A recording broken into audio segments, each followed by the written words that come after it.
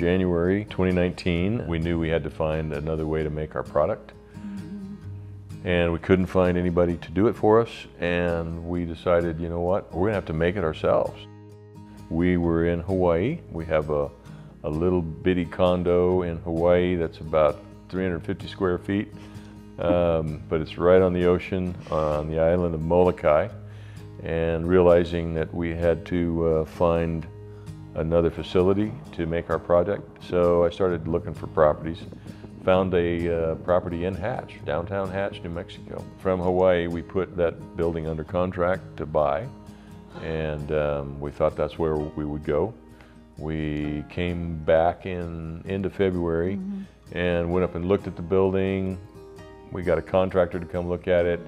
The electrical was shot, the plumbing was shot, everything about the building was shot. We made a different offer to the guy at a price that represented a building that had no electrical and no plumbing, and he was not willing to take it, which I'm very glad of today.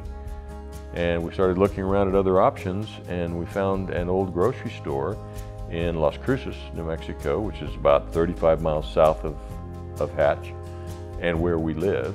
The hoods were there, the plumbing was there. It was so much better. The freezers were there, the cold storage was there.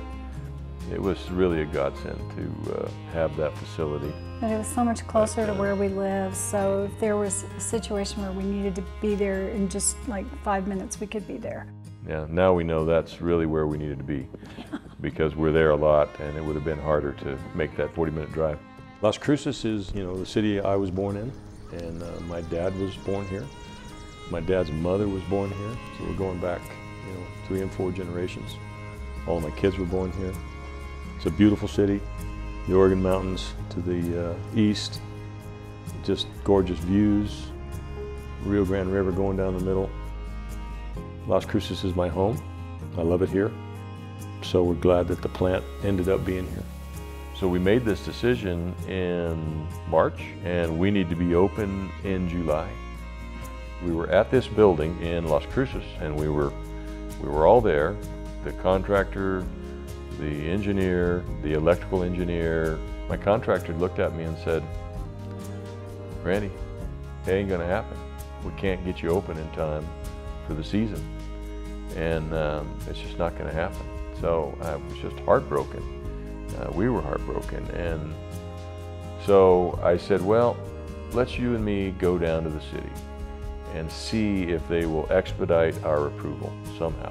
Me and the contractor, Tim Curry, went down to the city offices, and I asked for the head of city planning, and they said, well, he's in this meeting that they have every Wednesday where you take new projects in there, and all of the staff, city staff is in there, the heads of every department are in there, and you can tell them if you got a new project, and they'll help you move it along.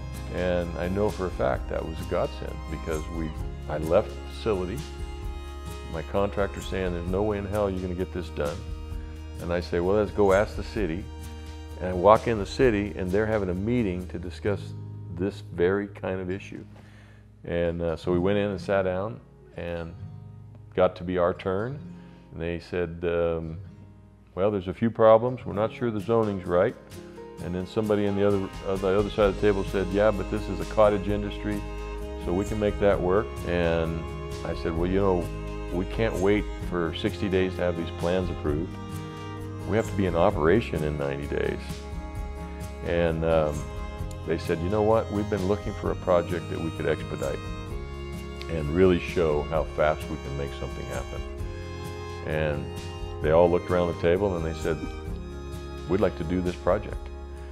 My contractor, who's my best friend, Tim, he said, I cannot believe that happened.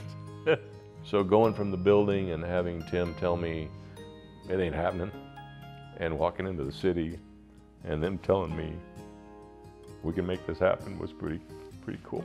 So I get moved because when I see God do something in my life, it moves me inside, and I know the chances of that happening are nil, and they happened.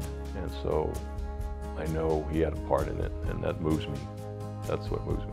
That's when we went to work, the engineer, the draftsmen, the contractor, everybody started pulling hard, and we had to partition the building, we had to order the equipment, we had to get the drawings finished, the approvals from the city. We go to the environmental department, we told them we wanted to roast chili, and showed them our chili roasters, and they said, "You're not going to roast this chili outside."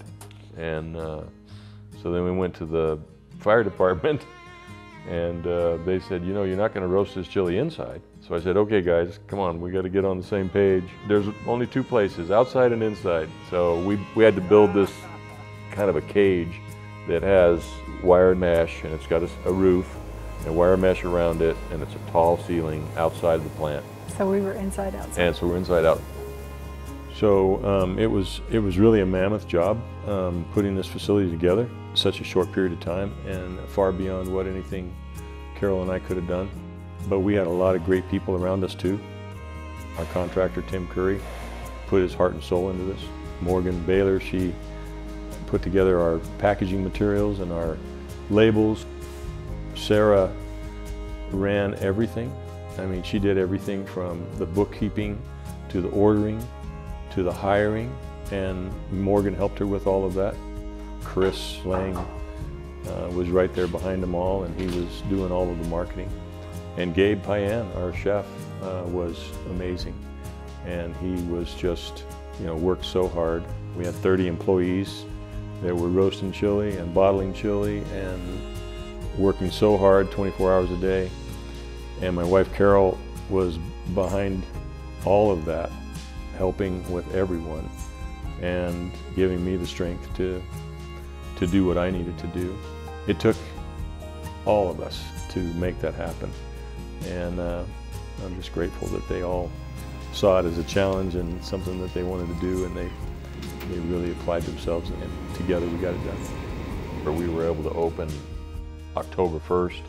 Would have liked to have been open 30 days before, but it was a miracle we got opened at all that year. It really was. And so we were able to roast chili and make chili for 30 days until the season was over. So the most we had ever bottled before was about 25,000 jars. And we thought we'd like to bottle, you know, 50,000, 60,000 jars for the next year. We ended up doing about 75,000 jars, and we thought that would last us. We hoped that would last us until the next chili season. That was October 31st when we shut down. Little did we know that the COVID epidemic would come and changed everybody's world, including ours.